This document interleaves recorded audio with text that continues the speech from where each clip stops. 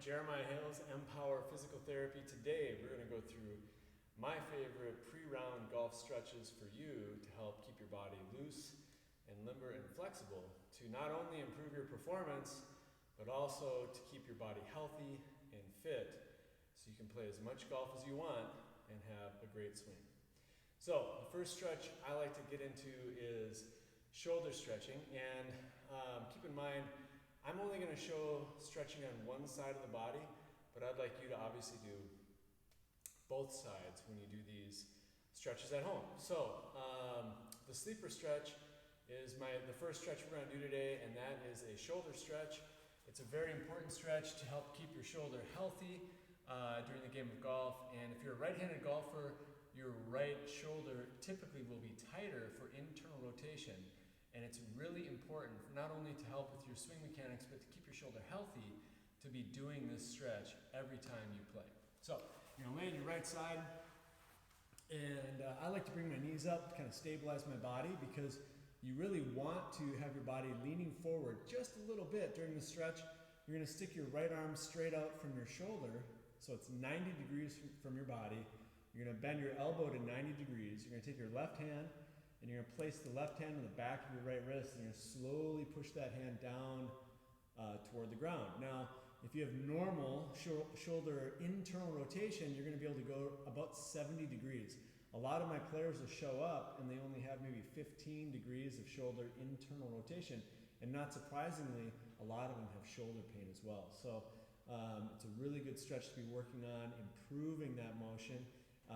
And again, you want to be able to get down to about 70 degrees of motion. And a couple ways people cheat with this is they'll lift their shoulders. So you want to keep that shoulder down, or they'll lift their head. So really important, you use the weight of your head to hold that shoulder down. And you can see how I'm not going quite as far as I was when I had my head up, right? So that's an easy way to cheat through this stretch. The other way people cheat is by laying back, and you can go a little further if you lay back. So should be laying a little bit forward, keep your head down over that shoulder joint, and just get down into the position and hold for about 60 seconds.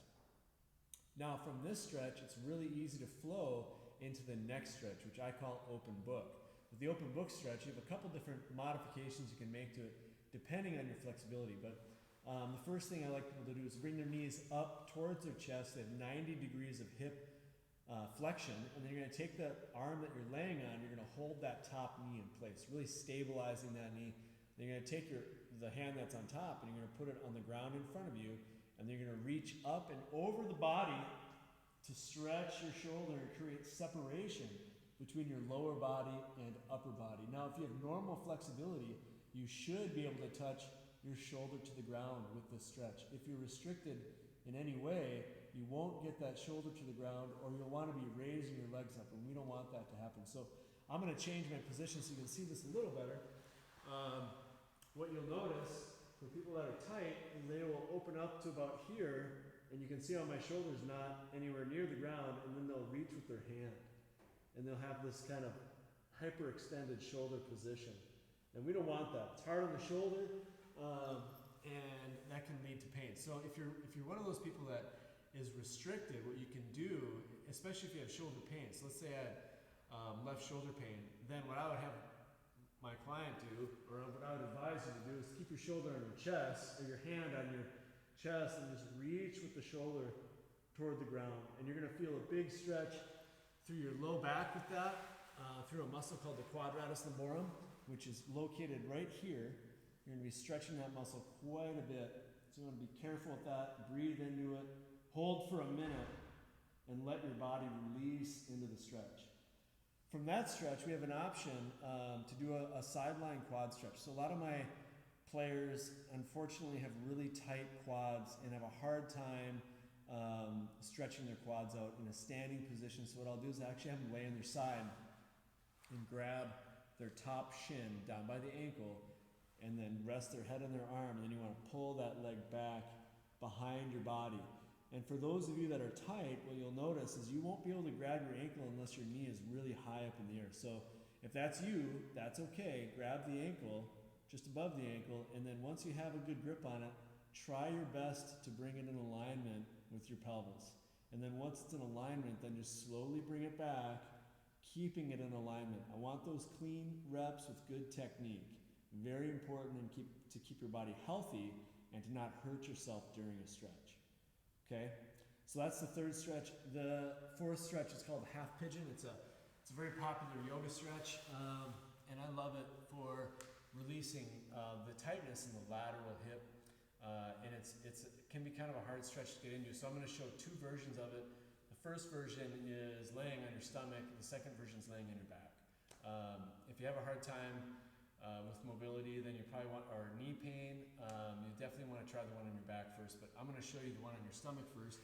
You're going to take your right knee and you're going to bring it up. If your hands are on the ground in front of you, you're going to bring that right knee up towards your right wrist. You're going to take your left hand, you're going to grab your right foot and kind of pull it up a little bit towards where your left hand was. You're going to put your left hand back on the ground, and then you have two options here. You can keep your elbows straight and stay supported up, or if you're more flexible, you can drop down on your forearms, just hang out. Work on some deep breathing. I want you to hang here for at least a minute. Let that whole right side release and just sort of sink into the stretch, okay? A lot of guys who are tight will actually kind of cheat through the stretch by sort of holding their hips up and drop their knee down. They'll do something like this. If that's you, I'd rather you actually flip over and go on your back, or try your best to straighten that trail leg or that left leg right now, and just let it release into the stretch, but stay high. Don't drop down to your forearms, okay? So if you can't get your pelvis down, then keep your hands on the ground, keep your elbows straight, and that'll take a little bit of pressure off. And once you can, it might take a few weeks, but if you can release into it and slowly drop down, that's ideal. The alternative version of this stretch is just lying on your back and crossing that leg over the opposite knee and then reaching through the space that your legs make and grabbing the shin and just pulling that towards your chest. Again, if you can keep your head on the ground, that's best. And just hold for about a minute, maybe more, and just breathe into that stretch and help open up that whole right side. Okay, the next stretch is a lat stretch, and we're going to utilize this box at home. You can use a couch, dining room chair, anything that's about this high or a little higher is fine too. And you're going to grab your golf club. So you're going to grab your golf club with your hands about shoulder width apart, and you're going to place your elbows on a chair or the couch or a box at the gym. You're going to back your knees away and just let your head sink down between your arms and hold that stretch. Do some deep breathing. You're going to try to extend through your spine. And it's really key with this stretch that you don't have your hands close together. So I actually want your hands a little bit further apart than you're probably comfortable. Your hands should be above your elbows during this stretch. You're going to sink down into it. Do some deep breathing. At no point should you be experiencing sharp pain in your shoulders. If you do have sharp pain in your shoulders with this, it means you're going too far. You need to back off the stretch a little bit. So let's say I had pain right here. What I would do is just raise up a little bit and get out of that pain range. That's your body telling you to stop. And just hold that there for a minute. The next stretch we're going to be working on is neck mobility. Your neck is critically important in the game of golf, and you have to keep your neck healthy and mobile to be able to get into positions at impact in the top of your backswing with good shoulder plane and maintaining good spine angle. So, very important part of your body to be working on. And there are a number of ways to stretch your neck that I like. There's something called cervical stars, which is a great active range of motion drill. It comes through Titleist Performance Institute that I love. And you stand and you take your chin and you bring it down towards your chest, and you'll feel that stretching on the back of your neck.